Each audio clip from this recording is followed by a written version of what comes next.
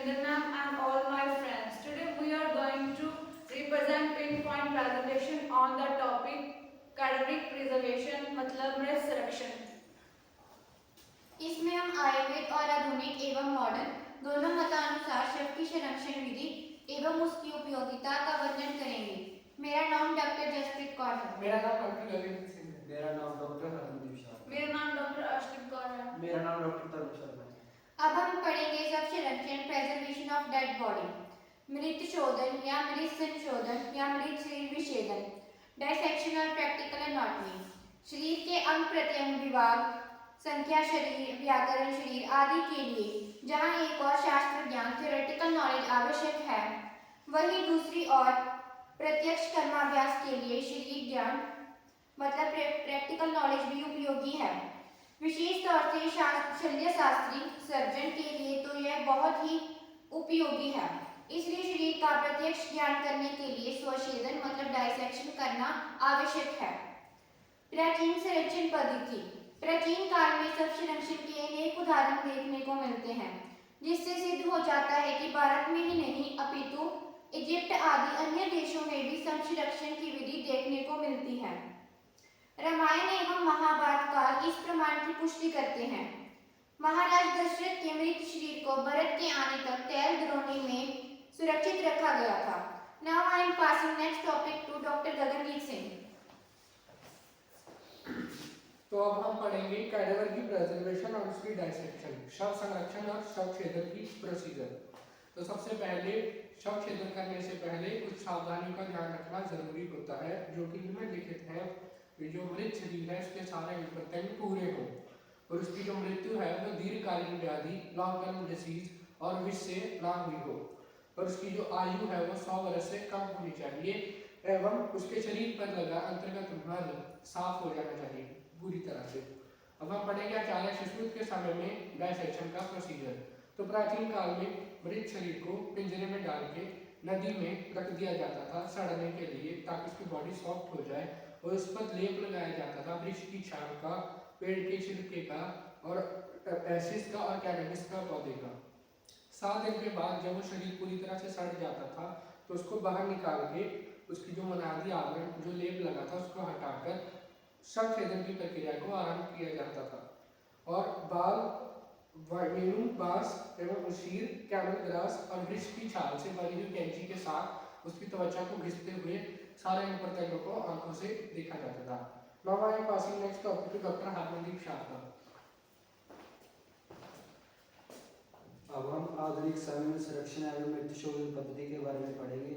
जिस शव में पूर्ण अंग प्रत्यंग हो, मतलब जिस शव में पूर्ण ऑर्गन्स हो, अंग प्रत्यंग कटे फटे ना हो, जिसकी मृत्यु लॉन्ग टर्म डिसीज से ना हुई हो, जिस शरीर किसी संक्रामक रोग से पीड़ित ना हो, जिसकी मृत्यु विष प्रयोग से ना हुई हो, पोस्टमार्टम की हुई बॉडी ना हो, जिसकी उम्र 60 साल से ऊपर ना हो।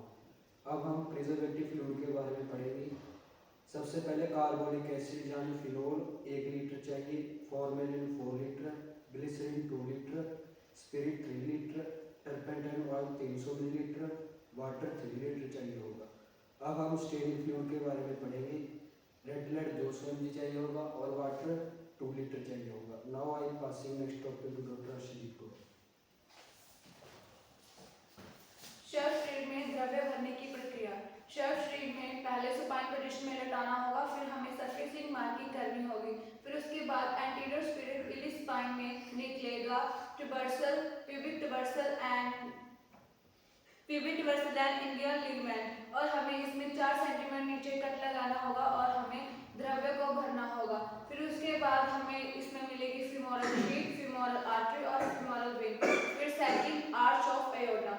मैं आपको बताना चाह रही हूँ संरक्षण करते समय सावधानियां। नाक, कावे, गुदा आदि मार्गों में हमें रुई भर देनी चाहिए ताकि द्रव्य संरक्षण बाहर ना निकल सके।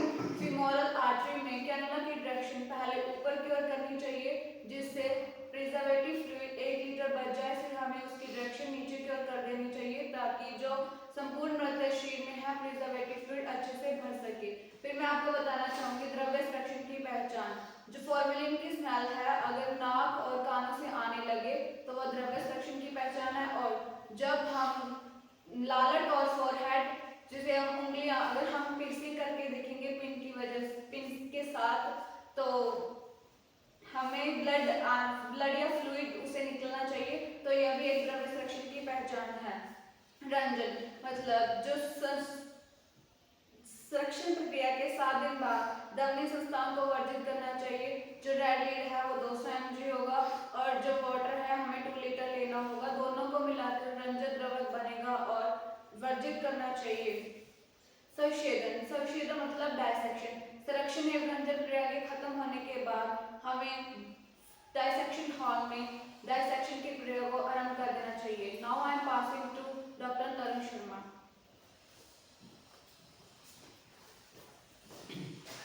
अब हम पढ़ेंगे मृत्यु शोधन का महत्व एवं इम्पोर्टेंस ऑफ डायसेक्शन। इससे हमें शरीर के अंगों की गिनती का पता चलता है, अर्थात हमारे शरीर में कितने ऑर्गन्स हैं उनका पता चलता है। अंग प्रत्यंगों की रचना की दृष्टि का पता चलता है। भिन्न भिन्न अवयवों के परिवर्तन एवं उनकी स्थिति का पता चलता है। इसका मतलब ऑर्गन की पोजीशन कहाँ है वो पता चलेगा। मृत शरीर के अवयवों के ज्ञान से जीवित प्राणी की प्रकृतियों के बारे में पता चलता है। चिकित्सा एवं शल्यक्रम में भी सफलता प्राप्त होती है, मतलब सर्जिकल एंड मेडिकल करने की नॉलेज मिलती है। क्लिनिकल एक्सपेक्ट और पोस्टमार्टम में भी इसका इस्तेमाल होता है। सैद्धांतिक ज्ञान के साथ क्रियात्मक ज्ञान भी मिलता है, मतलब प्रैक्टिकल के साथ थ्योरेटिकल नॉलेज भी मिलती है। इस तरह हम कह सकते हैं कि एक चिकित्सक के लिए इसका ज्ञान होना आवश्यक है। हम सभी